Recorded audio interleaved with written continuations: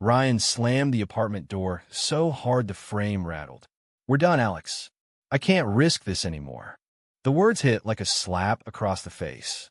I stood frozen in the tiny Chicago kitchen, coffee mug still warm in my hand, staring at the spot where he'd been kissing me good morning just 10 minutes earlier. No explanation, no tears, just that flat, terrified look in his eyes before he grabbed his keys and vanished down the hallway. The silence that followed was louder than any argument we'd ever had. I sank onto the stool, heart hammering so loud I could hear it in my ears. 2 years. 2 years of stolen weekends, whispered promises, careful lies to our coworkers at the marketing firm downtown. We'd been careful, too careful, apparently. Someone had seen us leaving the same bar last Friday. Someone had talked. Ryan's conservative boss had pulled him aside yesterday, voice low and warning. "People are starting to ask questions, Ryan. Fix it. Fix it." That's what he'd called it when he came home last night, pacing the living room like a caged animal. "My family already suspects, Alex. My dad keeps dropping hints about grandkids. I can't lose the promotion. I can't lose everything." I tried to hold him, told him we could face it together, but he'd pulled away like my touch burned. And now this. The mug slipped from my fingers and shattered on the tile. Hot coffee splashed across my socks, but I didn't move. I just stared at the door, waiting for the click of his key, the apology, that I was scared. "Let's talk." It never came. By evening, the apartment felt like a tomb. I packed the few things that were truly mine, my laptop, the hoodie he'd given me last Christmas, the framed photo of us at Navy Pier taken with a timer because we were too paranoid to ask a stranger. I left his stuff exactly where it was. Let him explain the empty side of the closet to whoever came next. The Uber to the airport was quiet. I booked the cheapest flight to Los Angeles on my phone, one way, no return date. Chicago had been our city. Every street corner held a memory I couldn't breathe around anymore. California felt far enough. New, blank. I landed at LAX just after midnight, duffel bag over my shoulder, eyes burning from the dry cabin air and the tears I refused to let fall on the plane. The taxi driver chatted about the Dodgers. I nodded without hearing. When he dropped me at a cheap motel in West Hollywood, I finally let myself cry. Ugly, gasping sobs into a scratchy pillow that smelled like bleach. Morning brought sunlight, so bright it hurt. I walked to the nearest coffee shop, ordered an iced latte I didn't want, and opened my laptop. My boss back in Chicago had already emailed, "Take all the time you need. We'll mail your final check." Translation: Ryan had made sure the story traveled faster than I did. I scrolled job listings for hours. Graphic design gigs, freelance writing, anything that didn't require references from my old life. Around noon, a text buzzed in from my sister back in Ohio. Mom saw Ryan at the grocery store. He looked wrecked. "What happened?" I typed back, "We broke up," and turned my phone face down. That afternoon, I found a sublet on Craigslist, studio above a Thai place on Santa Monica Boulevard. The landlord, a cheerful guy named Marco with a rainbow flag in his window, didn't ask questions. He just handed me the keys and said, "Welcome to the neighborhood, kid. You look like you could use a fresh start." I didn't realize how right he was until the first night alone in the new place. No Ryan sneaking in after midnight. No hushed laughter under the covers. Just me and the distant hum of traffic. For the first time in years, I let myself think the word out loud in the dark gay. Not hidden, not careful, not someone else's secret. Just mine. It should have felt freeing. Instead, it felt like standing on the edge of a cliff with no parachute. 3 weeks blurred into a rhythm I barely recognized. I landed a freelance gig designing social media graphics for a small LGBTQ nonprofit downtown. The pay was peanuts, but the office was full of people who didn't flinch when I mentioned my ex-boyfriend. My first team meeting, a woman named Priya high-fived me after I casually said, "my ex," without lowering my voice. It was such a small thing, but it cracked something open inside me. Evenings I walked the beach at sunset, sneakers in hand, letting the waves drown out the replay of Ryan's voice in my head. Some nights the memories won. I'd picture his face the morning he left, jaw tight, eyes anywhere but on me, and the ache would hit so hard I'd have to sit on the sand until the sky turned purple. Marco from the Thai place started leaving extra portions of pad CW at my door by accident. He never pushed, just smiled and said, "You're too skinny for all that heartbreak, Alex." One night, he invited me down for family dinner with his husband and their 2 adopted kids.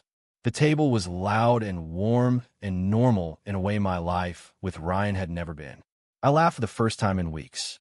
Still, the rumors followed me in quiet ways. An old co-worker from Chicago liked a post I made about the nonprofit. 2 days later, my sister called again. "Ryan's telling people you cheated." Mom's worried. I hung up and stared at the ceiling for hours. Cheated. The irony tasted like rust. I started writing at night. Nothing serious, just journal entries that slowly turned into short stories. Fictional versions of us. But in every one, the character who left ended up alone and regretful while the other found sunlight.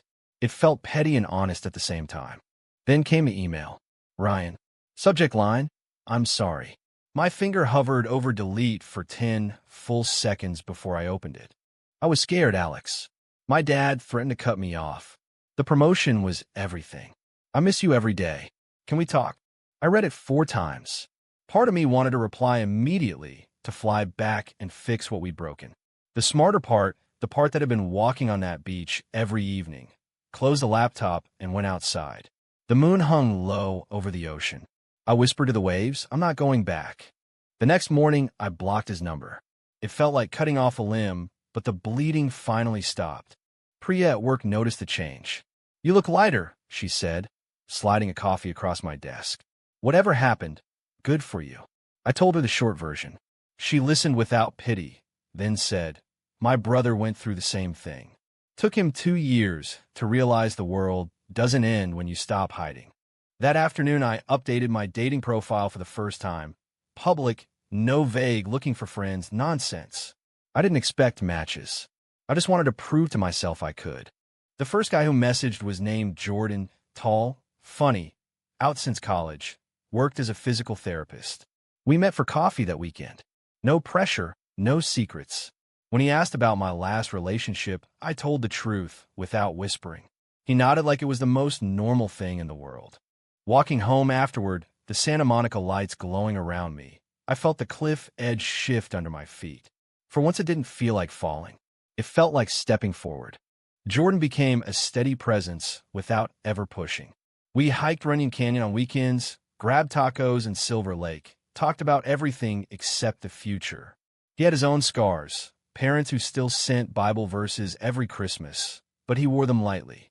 I decided a long time ago their fear wasn't my problem, he said one night while we watched the city sparkle from Griffith Observatory. I started to believe it might be possible. Then Thanksgiving rolled around and my mother called. "Your father's health isn't great, Alex. Come home. Ryan's been asking about you too." The guilt hit like a freight train. I booked a flight before I could talk myself out of it. Ohio in December felt smaller than I remembered. Snow crunched under my boots as I pulled into the driveway of the house I'd grown up in. Mom hugged me too tight. Dad shook my hand like I was a stranger. Over pot, roast the question started. "So what really happened with Ryan?" "Nice boy. Stable job." I set my fork down. "We broke up because he was scared people would find out he's gay." The words dropped like stones into still water.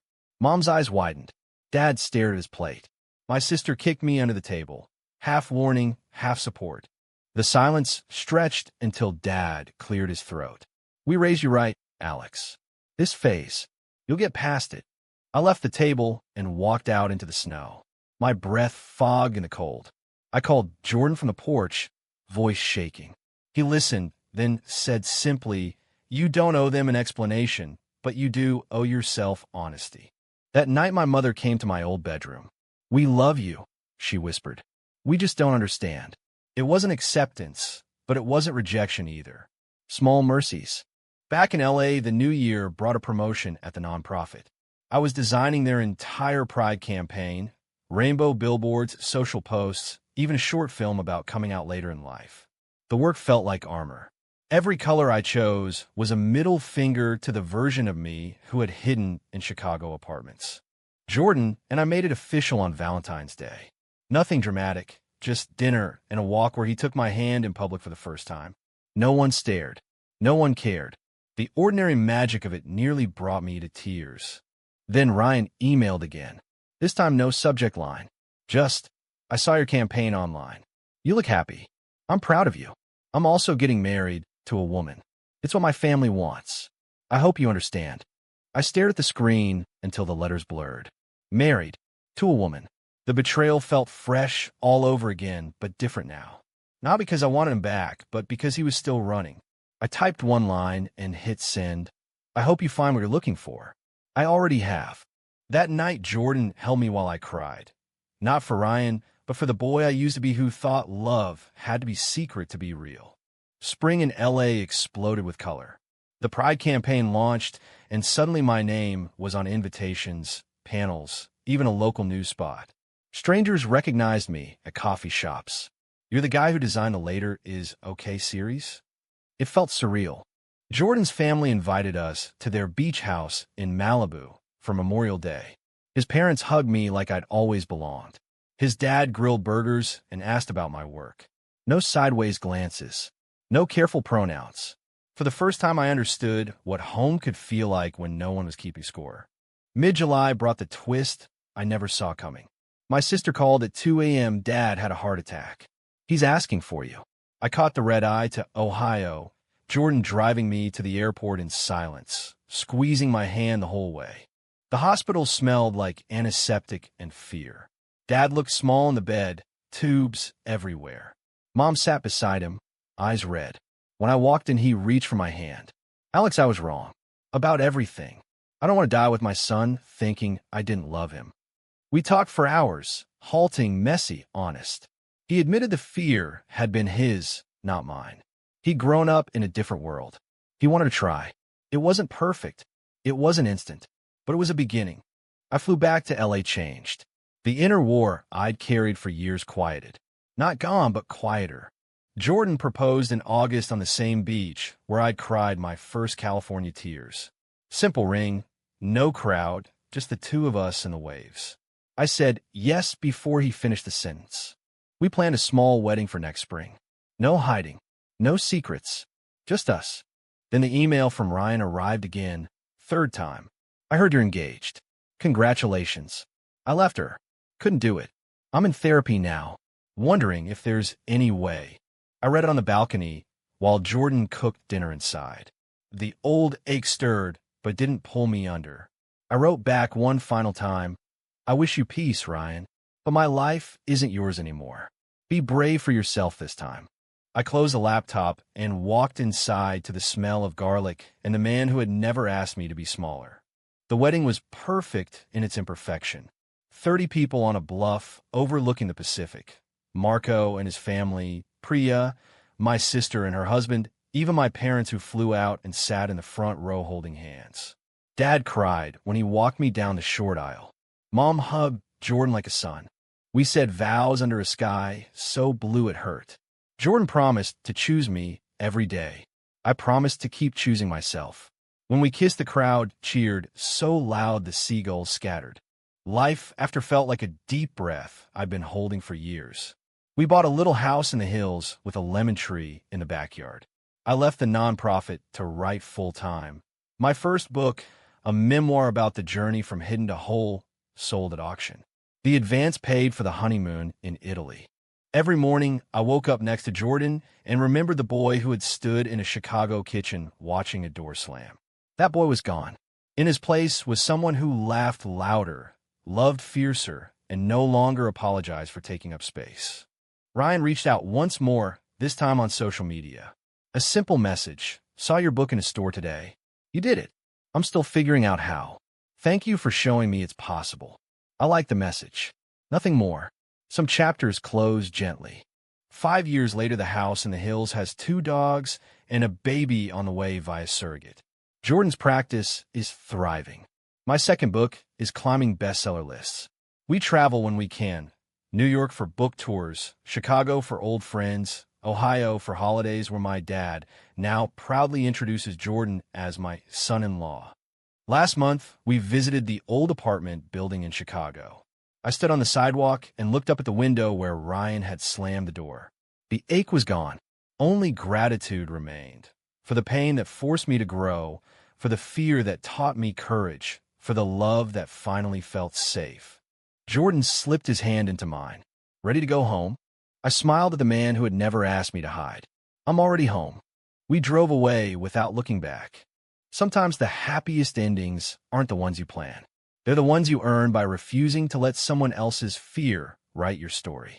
Looking back at this journey, the real lesson isn't dramatic or preachy. Fear makes people do small, hurtful things, like slamming doors or choosing silence to protect reputations. But every time you choose honesty anyway, the world gets a little bigger for everyone. Don't rush forgiveness or force closure. Some bridges burn so you can build better ones. The quiet truth that stays with me is simple. The moment you stop shrinking to fit someone else's comfort, you finally fit yourself.